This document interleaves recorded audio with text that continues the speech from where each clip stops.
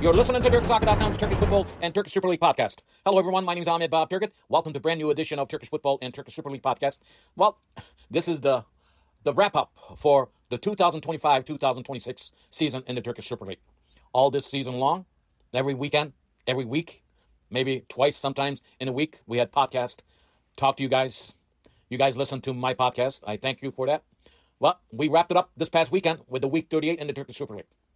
We will not talk about Turkish Super League until the first part of the August. The players will go to their national team. We'll talk about Turkish national team who arrived in United States on Tuesday. We'll talk about their two matches in the United States a little later on. But pretty much, I will wrap it up. The Super League, as you know, I've been talking about the success of only one team this season in the Turkish Super League. Even though highest price tag, world-class coach came into the scene last year at this time for Fenerbahce with a price tag over $12 million a year with his assistants. He was not happy with Turkish media. He was not happy being in Türkiye. And I think that showed every weekend when he was talking to those reporters who broadcast the games live on Bein Sports Türkiye.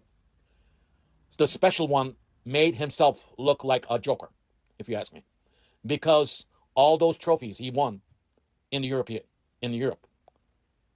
Let's face it, he's a world-class coach. But in the Turkish Super League, he did not show this past season. I'm sorry. That's why Fenerbahce fans did not like the second place, finishing at second place. Almost 11 points behind Galatasaray. That is why I say Galatasaray topped the league with 95 points. Fenerbahce finished in the second place with 84 points. And I'm going to talk about that third place race. The chaos team Beşiktaş was in the chaos again. And I'm going to talk about that Samsunspor match. It's nail-biting time was for Beşiktaş fans. We'll talk about that. But overall, the 38th week ended this past Sunday. We can see the top team has 95 points. The closest one is Fenerbahce to them. Teams like Trabzonspor, Beşiktaş never made it very close to them. Even though Trabzonspor picked up the pieces in the last 10 matches, they came from the 14th place to 7th place. They finished at 7th place with 51 points after the coach change. So that was a little plus, but they lost the Turkish Cup to Galatasaray. Double Cup winners this season, it's Galatasaray. But I'm going to say this, I've been saying this on this podcast. The people that listen to my podcast know the biggest reason why Galatasaray won the third title back-to-back. It is because of Victor Osimhen. You cannot argue with me with that. That's it. If you did not have Victor Osimhen, Icardi being hurt for a whole season, that is why I say Galatasaray was very lucky to have him. He came in late September, towards late September. He has scored 26 goals in the Turkish Super League. Victor Osimhen is the top scorer and the player of the year in the Turkish Super League. No question about it. Amazing striker. Amazing player on the field. He plays with his heart 90 minutes, up and down. He helps the defense sometimes when he's very frustrated. But I tell you one thing, I don't think you will see Victor Osimhen playing for Galatasaray next season. Galatasaray losing Muslera, as I told you last podcast, and losing probably Morato. And in the goal, Muslera and Osimhen and Morato. Let's say Icardi comes back, but seeing Icardi in the celebrations with very overweight, I don't think he will be ready when the league starts in August, if you ask me. Well, I could be wrong on that. But the thing is, Galatasaray will represent Türkiye in the Champions League matches. They will go straight to the groups. Their matches will start on, I believe, in September, early September. Now, the second place team, Fenerbahce, will start early playing their matches, and they will start at the third round qualifications for the Champions League, and it will be the first weekend of August. And Başakşehir, the team that finished 5th place, they will start in July, end of July, 24th July, and they will be in the Conference League, and they will have to play they will start playing the second round qualification matches, and the season will start for Başakşehir early. Now let's talk about that third place race. As I told you, Beşiktaş needed a miracle in the past weekend, week 38. They needed the win, and hoping Samsunspor lose at home or a tie against Kayserispor would make Beşiktaş the third place team. Well, Everything was going good for Beşiktaş and Beşiktaş fans. The Chaos team had a hope to be in the third place.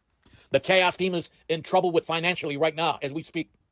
And the Chaos team won this match in Bodrum, the team that already said goodbye to Turkish Super League. 4-0. But I take you back to week 37. Remember what I said? They lost the third place right there when they played at home in front of their fans against Rizespor. They lost that match.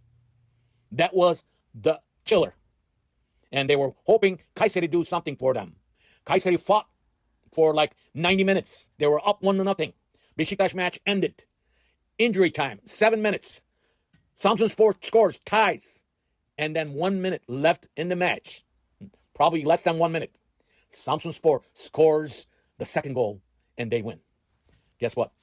Samsunspor, after 100 years, first time in their history, they will represent Türkiye in the Europa League. They will have to play some qualification matches, playoff matches on August 21st. And they have a pretty good chance to make it in the Europa League this season. So congratulations to Samsunspor. And what could I say about the Chaos team? The team that my father loved. Beşiktaş. Ever since this 2012, this team is run by a bunch of fools, bunch of money-hungry guys that want to make a name for themselves with being Turkish Beşiktaş president. Everyone came to the scene since 2012 is ruining this Beşiktaş club. They have ruined the team before 2012. They tried to take care of it, but they went wrong way again. They need a president like former Honorable President Süleyman. Yes, you need to bring a guy that knows football. Süleyman Seba knew the football.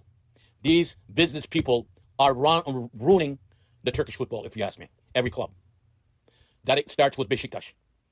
All these debt, paying high price tag players that kind of money, it is hurting Turkish football. So Beşiktaş will be in the fourth place, will be in the European competition. They have to play some qualification matches in the month of July. So season starts early for them. Now, let's talk about, in the next 3 minutes, the Turkish national team that is coming to, as a matter of fact, they will be in Boston early Tuesday morning. They will stay in Boston and they will train in the MLS team, New England Revolution facilities. And the match will be happening in Hartford, Connecticut on Saturday, June 7th.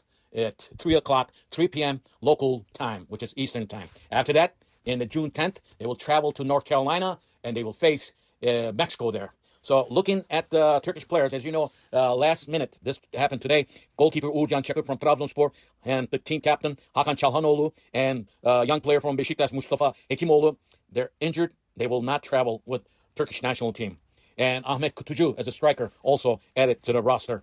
So I think looking at the Turkish national team and U.S. team is also missing Christian Pulisic, Weston McKennie, Timothy Walsh, Giovanni Reyna, Yunus Musa, and their coach is under a lot of pressure because another foreigner coach is coaching the U.S. national team. A lot of the fans in the United States and also some pundits that writes about soccer in the United States don't like having foreign coach for the U.S. national team. As you know, Mauricio Pochettino is the coach of United States national team. After they play Türkiye match, they will have a couple more games, and then they will play in CONCACAF Gold Cup. So they have a very good thing. But both of these teams will be hosting the World Cup 2026 in North America. One little note, and I will be at Connecticut on Saturday, and stop by. And when you see me, say hello and listen to my podcast, wherever you listen to your podcast. Also, I want to thank everyone who has been loyal listener on Twitter, on Facebook, on Spotify, and on every app that you're listening to me. I thank you very much. I also like to ask you one favor. Pass it on to your friends. Tell them about the Turkish Football Podcast. Again, visit me on X at Turkish Soccer and Turkish Football.